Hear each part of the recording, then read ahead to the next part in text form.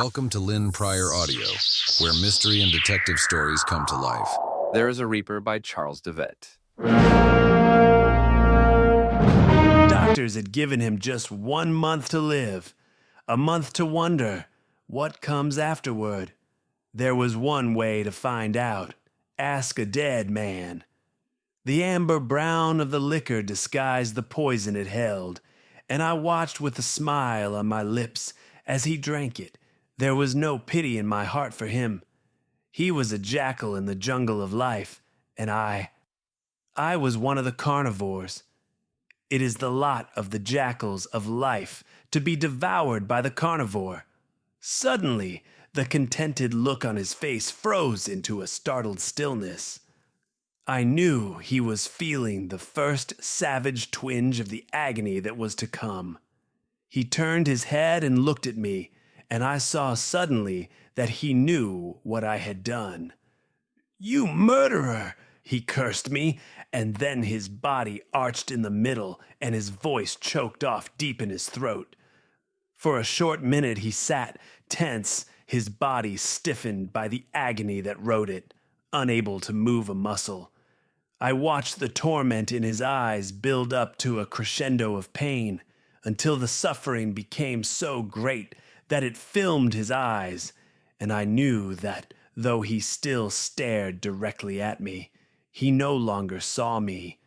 Then, as suddenly as the spasm had come, the starch went out of his body, and his back slid slowly down the chair edge. He landed heavily, with his head resting limply against the seat of the chair.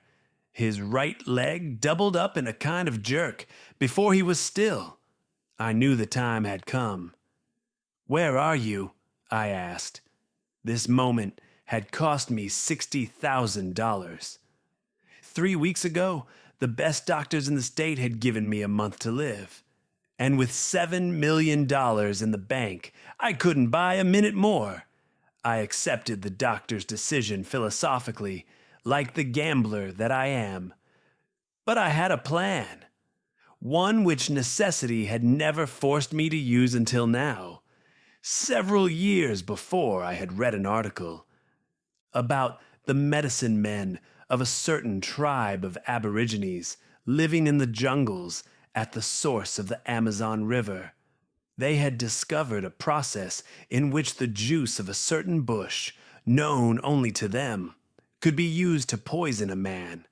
Anyone subjected to this poison died, but for a few minutes after the life left his body, the medicine men could still converse with him.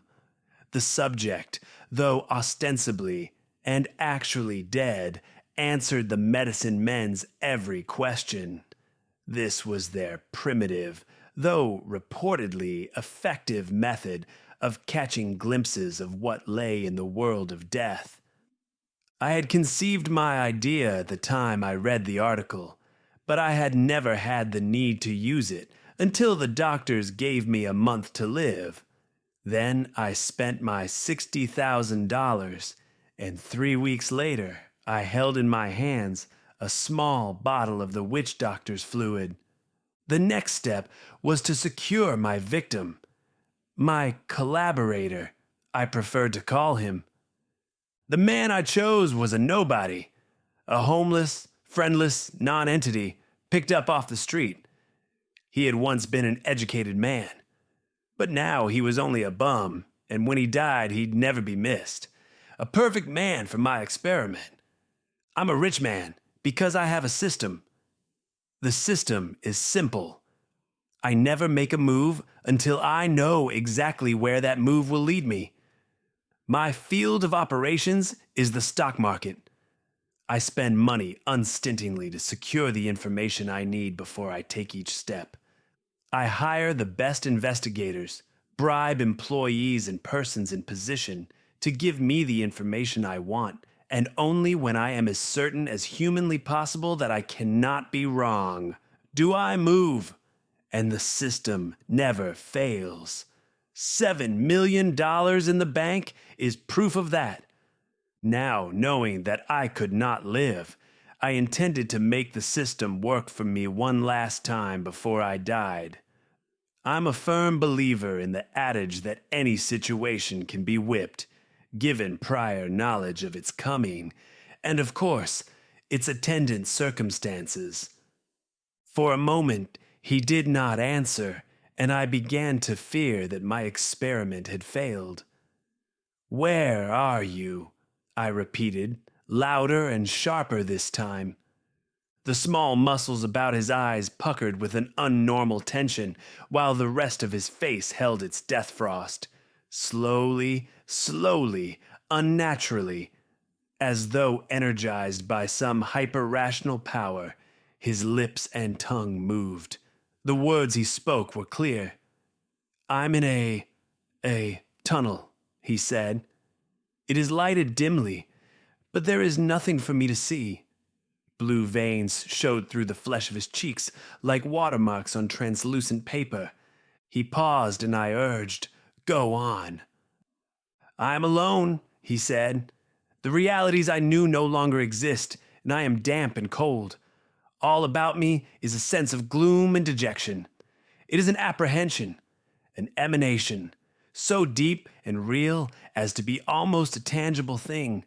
The walls to either side of me seem to be formed, not of substance, but rather of the soundless cries of melancholy of spirits I cannot see. I am waiting in the gloom for something which will come to me. That need to wait is an innate part of my being, and I have no thought of questioning it." His voice died again. "What are you waiting for?" I asked. "I do not know," he said, his voice dreary with the despair of centuries of hopelessness. "I only know that I must wait.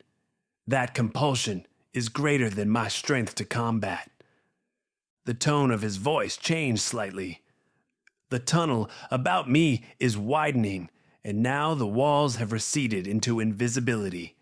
The tunnel has become a plain, but the plain is as desolate, as forlorn and dreary as was the tunnel. And still I stand and wait. How long must this go on?" He fell silent again, and I was about to prompt him with another question. I could not afford to let the time run out in long silences. But abruptly, the muscles about his eyes tightened, and subtly, a new aspect replaced their hopeless dejection. Now they expressed a black, bottomless terror. For a moment, I marveled that so small a portion of a facial anatomy could express such horror. "There is something coming toward me," he said. "A beast of brutish foulness. Beast is too inadequate a term to describe it, but I know no words to tell its form. It is an intangible and evasive thing, but very real, and it is coming closer. It has no organs of sight as I know them, but I feel that it can see me, or rather, that it is aware of me with a sense sharper than vision itself. It is very near now. Oh God, the malevolence, the hate, the potentiality of awful, fearsome destructiveness that is its very essence, and still I cannot move." The expression of terrified anticipation centered in his eyes lessened slightly and was replaced instantly by its former deep, deep despair. "I am no longer afraid," he said. "Why?" I interjected. "Why?" I was impatient to learn all that I could before the end came. "Because," he paused, "because it holds no threat for me. Somehow, someday, I understand, I know, that it too is seeking that for which I wait." "What is it doing now?" I asked. It has stopped beside me, and we stand together, gazing across the stark, empty plain.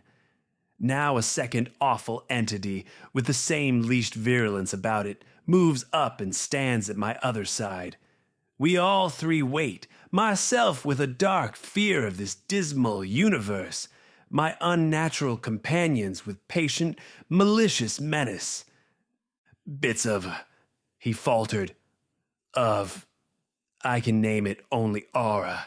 Go out from the beast like an acid stream and touch me, and the hate and the venom chill my body like a wave of intense cold. Now there are others of the awful breed behind me. We stand, waiting for that which will come. What it is, I do not know. I could see the pallor of death creeping steadily into the last corners of his lips, and I knew that the end was not far away. Suddenly, a black frustration built up within me. "What are you waiting for?" I screamed, the tenseness and the importance of this moment forcing me to lose the iron self-control upon which I have always prided myself. I knew that the answer held the secret of what I must know. If I could learn that, my experiment would not be in vain, and I could make whatever preparations were necessary for my own death. I had to know that answer. Think, I pleaded. What are you waiting for? I do not know.